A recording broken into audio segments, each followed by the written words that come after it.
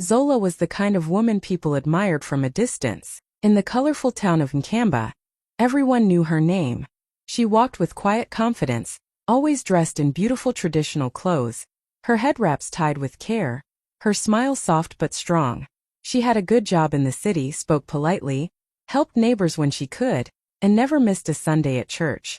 People often said, "Zola is a blessing," but the saddest part was the people who should have loved her the most, her own family, treated her like she was never enough. At home there were no warm hugs, no kind words, no gentle care. Only expectations. Her parents praised her in front of others but hardly spoke to her unless they needed money. Her siblings joked that she was the family bank, and laughed when she looked tired. She bought groceries, paid the bills, and carried the weight of the household silently. Still, no one ever asked her how she felt, if she was okay, or if she needed anything. They saw her success but never her struggle. Zola gave them everything, but inside she was starting to feel like nothing. She was the golden daughter to the world, but inside her own home, she was just a shadow. Lyra and Nomi had known each other since they were 5. They grew up on the same dusty street in aBetrayal, shared school books, and dreamed under the same stars. Their friendship was the kind people admired. If you saw one, the other was never far behind. Nomi knew everything: Lyra's first crush, her worst fears, even the songs she played when she was sad. Lyra trusted her like a sister, maybe even more. When Lyra's mother passed away, it was Nomi who held her while she cried. When Nomi's father abandoned them, it was Lyra who helped her stay strong. Their bond had no conditions, no doubts. They had promised each other a lifetime of loyalty. So when Lyra got married to Duma, Nomi stood right beside her, smiling wide in a golden bridesmaid dress, even fixing Lyra's veil before she walked down the aisle. Lyra thought, "How lucky am I? My best friend and my husband, my 2 biggest blessings." She never imagined they would become her deepest wounds. What hurts the most isn't that Duma betrayed her. It's that Nomi did. The one person who saw all her vulnerable moments, who wiped her tears, who cheered the loudest at her wedding, was also the one who sneaked behind her back. Lyra often thought back to the nights they would sit by candlelight, dreaming of the future. Nomi always said, "We'll grow old together, no matter where life takes us." But life took them somewhere darker, somewhere painful. And what broke Lyra's heart wasn't just the affair. It was the lies, the silence, the fake smiles, the way Nomi hugged her with the same hands that touched Duma. That's a different kind of betrayal. One that burns longer. One that doesn't just hurt, it haunts. Lyra didn't lose a friend. She lost a piece of her past, her trust, and the girl who once promised, "I'd never hurt you." But she did. And she did it with a smile. At first Lyra tried to ignore it. She told herself she was just overthinking. But deep down, something didn't feel right anymore. Duma, who used to rush home just to eat dinner with her, suddenly started working late, almost every night. When she asked, he always had a reason. Deadlines, he'd say, or just one more client meeting. He stopped noticing the small things: her new hairstyle, the perfume she wore just for him, the soft tears she quietly wiped when he turned away too fast. Lyra's heart began to ache, not from anything he said, but from the growing silence between them. And then there was Nomi. Her smile wasn't the same. It had a nervous twitch now, like it was hiding something. She started avoiding eye contact. She didn't stay over as much. She laughed too loudly at things that weren't funny and always changed the subject when Duma's name came up. Lyra saw it all, but she didn't want to believe it. She wanted to hold on to her peace, to the love she had poured her soul into. But love doesn't cover everything. It can't hide what your heart already knows. Sometimes when Lyra walked into a room, both Duma and Nomi would fall silent, as if they had just pressed pause on a conversation she wasn't meant to hear. Her stomach would tighten, but she still smiled. She cooked for them. She sat beside them. She forced herself to believe that everything was fine. But late at night, when the house was quiet and only the ticking clock kept her company, her thoughts screamed. Her gut whispered the truth her mind wasn't ready for. Lyra didn't have proof, just 1,000 tiny cracks in her soul that kept spreading. It was the lipstick stain on a glass that wasn't hers. The scent of Nomi's lotion lingering in her home longer than it should. The way Duma's phone was suddenly always face down. Suspicion grew in silence. And sometimes silence speaks louder than words ever could. It was just an ordinary night, or so Lyra thought. She had gone to visit her aunt across town, planning to stay the night, but something in her heart told her to come home early. She didn't call. She didn't knock. She simply walked in, holding a small bag of fruit her aunt had packed for her. The house was dark, except for the dim light coming from their bedroom. At first she thought Duma had left the lamp on, but as she got closer she heard it, soft whispers, a giggle, then silence. Her steps slowed. Her breath caught in her chest. Her fingers shook as she pushed the door open. And there they were. Duma, Nomi, in their bed. In the space where Lyra had once dreamed of growing old with him. In the sheets she had folded with love week after week. Her eyes locked onto them, but she didn't scream. She didn't cry. Her body froze, but her heart burned like fire. Duma jumped up, scrambling for words. Nomi wrapped herself in the bedsheet, her face pale with guilt. But Lyra just stood there, silent, still, shattered. It felt like the world had stopped moving. Her ears rang with the sound of her heartbeat. Her chest felt heavy, but not a single tear escaped. She wasn't sure if she was breathing. It wasn't just the betrayal. It was who betrayed her. The two people she trusted the most. Her husband. Her best friend. Her world. They spoke, trying to explain, to beg, to cover it up with apologies. But their voices sounded far away. Muffled. Meaningless. Because no words could fix what they had broken. Lyra didn't fight. She didn't shout. She simply turned around, dropped the bag of fruit on the floor, and walked out. That night the truth burned. Not just her marriage, but every memory, every moment, every piece of the life she had built. And though her tears hadn't fallen yet, her soul had already started bleeding. Quietly. Completely. Lyra didn't scream. She didn't throw things or fall to the floor in tears. That wasn't her way. After walking out of the room that night, she sat on the edge of the couch, hands shaking, eyes staring into nothing. Her whole world had just crumbled, but she didn't break. She went silent. A deep, heavy silence, the kind that says more than any words ever could. She got up slowly, walked to the bedroom closet, and began to pack. Not everything. Just a few clothes, her journals, her favorite scarf, and a framed photo of her late mother. No one stopped her. Not Duma. Not Nomi. No one dared to speak. She didn't need answers anymore. She had seen enough. Lyra left that house before sunrise. The same house she once prayed over, laughed in, cried in. She walked out with quiet dignity. There was no goodbye. No final look. Just a door that closed behind her. To the world, it might have looked like a woman walking away from her marriage. But to Lyra it was something deeper. She wasn't breaking down. She was choosing herself. Everyone expected her to fall apart. Maybe cry to friends, maybe beg him to stay, maybe curse Nomi in public. But Lyra didn't do any of that. She went to a small guest house by the lake, one her cousin owned, and turned off her phone. For the first time in a long time, she sat with her pain, not to be destroyed by it, but to understand it, to feel every ache, every betrayal, every tear that refused to fall that night. This wasn't weakness. This was strength in its rawest form. Lyra wasn't running away. She was rising. Quietly. Slowly. In her own time. In her own way. She didn't know exactly what healing looked like yet, but one thing was clear. She would never again shrink herself for someone who couldn't see her worth. This wasn't the end. It was her beginning. A new chapter written not with pain but with power. In aBetrayal news didn't travel, it flew. And when Lyra disappeared without a word, the gossip started before the sun even rose. Neighbors whispered over fences. Market women shook their heads. Did you hear? Lyra caught them in bed. She must be crushed. Poor thing, she ran away in shame. Some even said she had lost her mind, gone somewhere to cry herself to sleep every night. The stories got worse each day, and not once did anyone stop to ask what really happened. But Lyra heard none of it. She was far away from the noise, tucked into a quiet guest house near Lake Adani, surrounded by soft winds, singing birds, and her own thoughts. She didn't open social media. She didn't answer calls. For the first time in years she was alone with herself. And it didn't feel lonely. It felt peaceful. While the world thought she was broken, she was actually rebuilding. Day by day, piece by piece. She started journaling again, pouring her pain onto paper and turning it into power. She began walking every morning by the lake, breathing in freedom with every step. She enrolled in an online business course she had once postponed for marriage. She made tea with her favorite herbs and reminded herself that healing wasn't loud.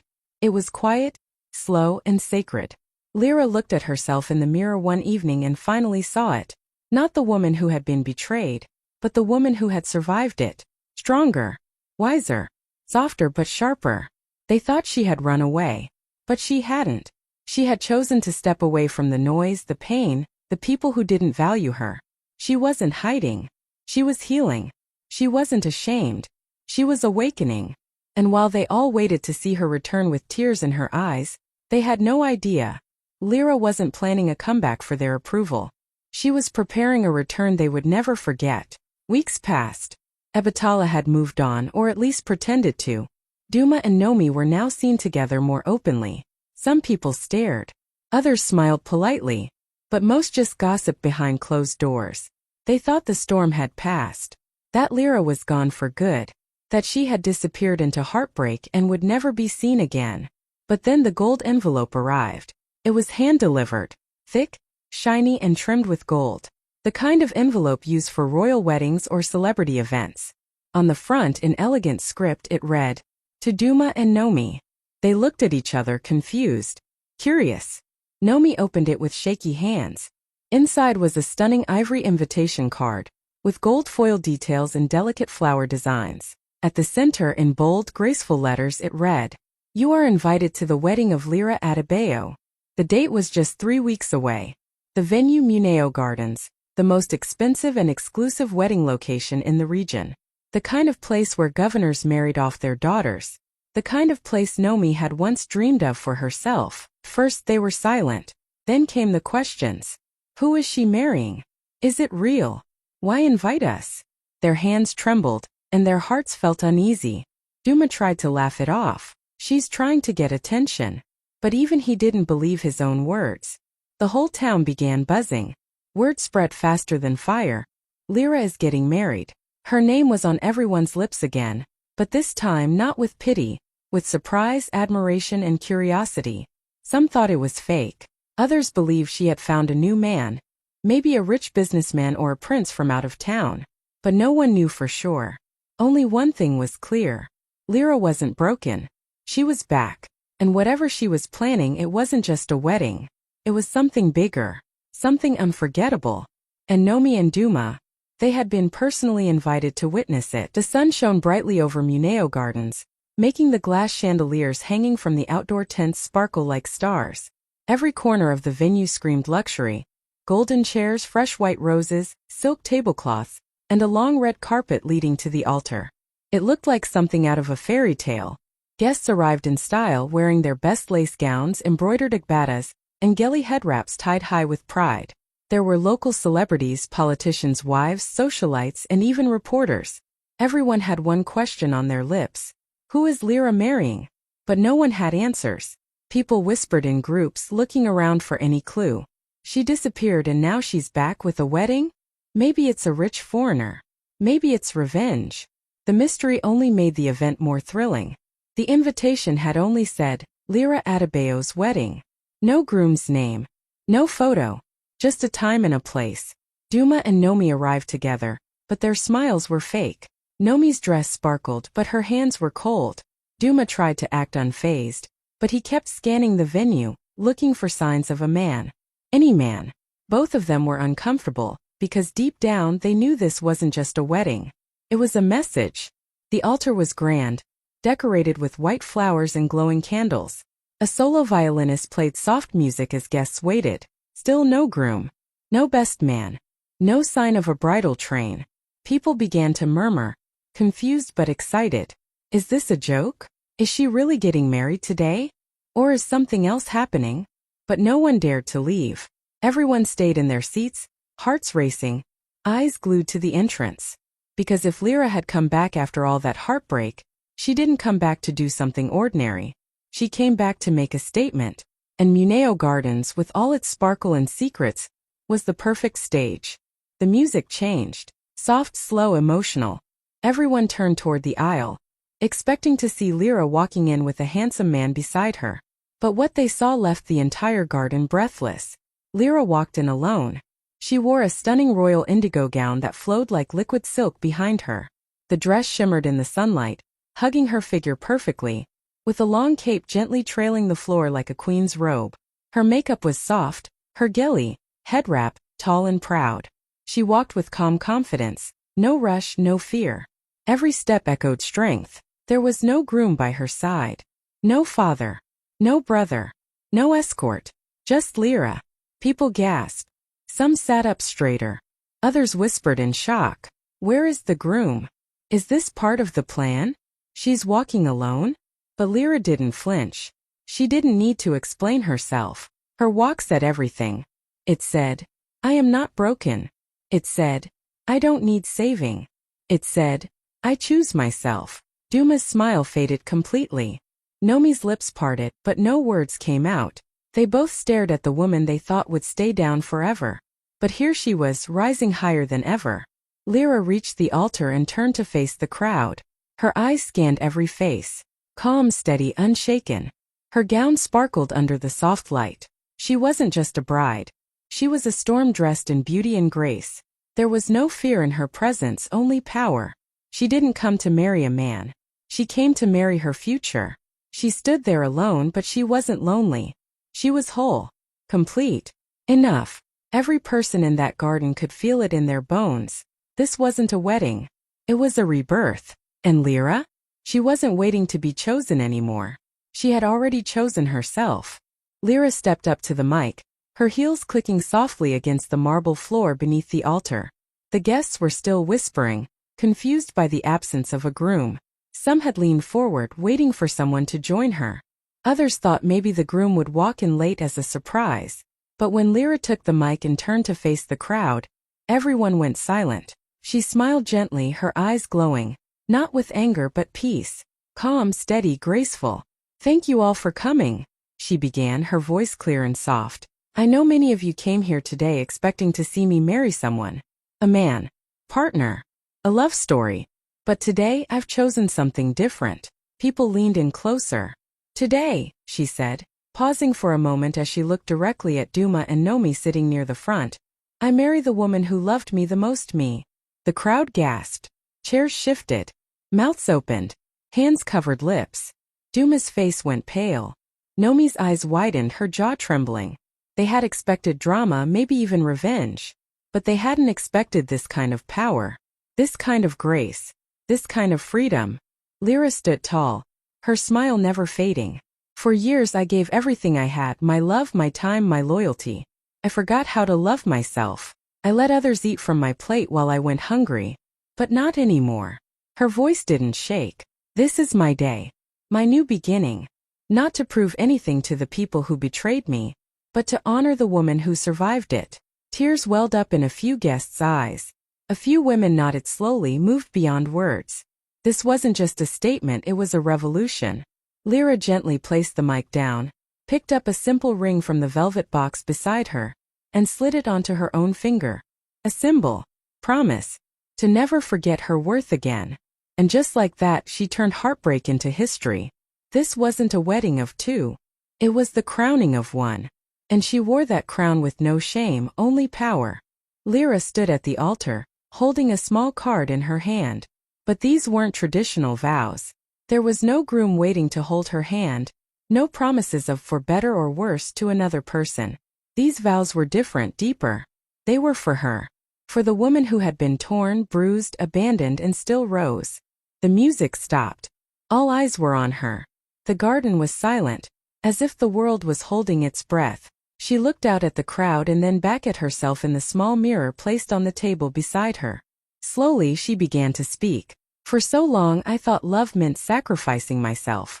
I thought being a good wife meant ignoring the voice inside me when it cried for help.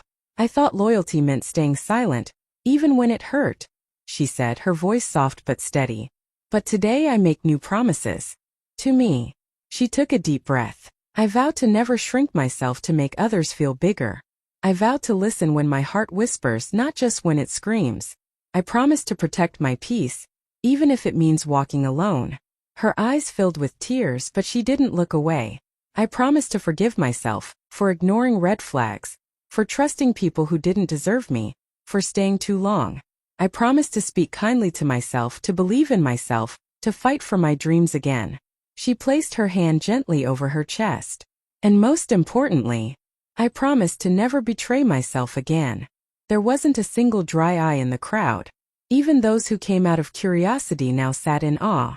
These weren't just words, they were a healing, a cleansing, a declaration of worth. Duma sat frozen, guilt heavy on his face. Nomi looked down, unable to meet Lyra's eyes. But Lyra didn't look their way. Her focus was on something bigger, her future. This wasn't just a ceremony. It was a sacred moment. A woman choosing herself, fully, publicly, proudly. As the ceremony ended and the sun began to set over Muneo Gardens, waiters in crisp white uniforms began handing out small cream-colored gift boxes to every guest. Each box was tied with a delicate indigo ribbon, the same shade as Lyra's gown. People smiled, thinking they were about to receive a fancy thank you gift. Maybe chocolates, scented candles, or souvenir jewelry. But when the boxes were opened, the garden fell into an eerie silence. Inside each box were photographs. Clear, undeniable, painful photographs of Duma and Nomi. In hotel lobbies, in the back seat of his car, holding hands behind closed doors, kissing in dimly lit corners, laughing on nights they told Lyra they were just running errands or busy with work. Proof. Receipts. Every single photo dated and time-stamped. And tucked neatly beneath the photos was a handwritten note from Lyra. Just one sentence. This was never about revenge.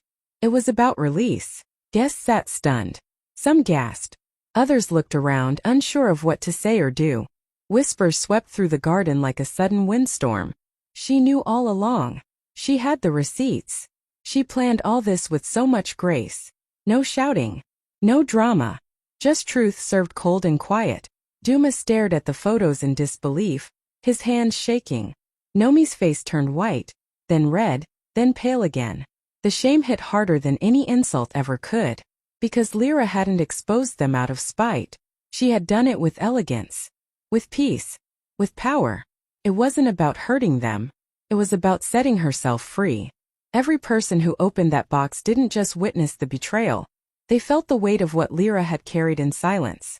The pain, the dignity, the decision to walk away without a single scream, only strength. It was the kind of truth that didn't scream, it echoed. And in that moment everyone finally understood. Lyra didn't just walk away. She let go. By the next morning Lyra's story was everywhere. Videos from the ceremony flooded social media. Clips of her walking alone down the aisle in that royal indigo gown. Her vows to herself. And the moment guests opened those small boxes with the photos inside. People reposted, shared, and commented faster than a wildfire. Hashtags like #LyraTheQueen, #SelfLoveWedding, and #RebirthBride trended for days. Women across aBetrayal and even far beyond felt something shift. They saw themselves in Lyra's pain and felt hope in her courage. She was no longer just the woman who was cheated on. She was something bigger, something powerful. A symbol of healing, of standing tall after being crushed, of rewriting your own story on your own terms. Interviews started pouring in. Journalists called her brave. Therapists quoted her words about never betraying yourself again. Influencers used her story to inspire their followers, calling her a new kind of queen, one who didn't need a king. And Lyra? She watched it all quietly from the guest house near Lake Adani, her heart still fragile but beating stronger each day. She had never planned to go viral. She only wanted to free herself. But now thousands of women were thanking her, writing messages about how they too would choose themselves from this day forward. Even older aunties who once gossiped about her now called to say, "We are proud of you, child." Lyra felt the weight lift off her shoulders, a little more with every kind word. She was no longer alone. She had started a movement without meaning to, one that told every woman, your worth is not tied to who stays or who leaves. Your worth is tied to you. Lyra smiled softly as she read the messages flooding her phone. Her journey had begun in heartbreak, but it was ending in power. She wasn't just surviving anymore. She was leading, rising, and the world had no choice but to watch her shine. Lyra didn't just heal, she transformed. What started as a personal act of courage became the beginning of a whole new life. After her story went viral, brands started reaching out. Clothing labels wanted her to model confidence. Book publishers offered her deals to write her story. Mental health organizations asked her to speak to young women. Suddenly, the same voice that had once been quiet in her own marriage was now echoing across stages and screens. She accepted every opportunity, but on her terms. No filters. No pretending. She spoke from the heart, sharing her pain, her strength, and how she found herself again after being betrayed by the two people she trusted most. Her honesty hit deep. Women cried at her talks.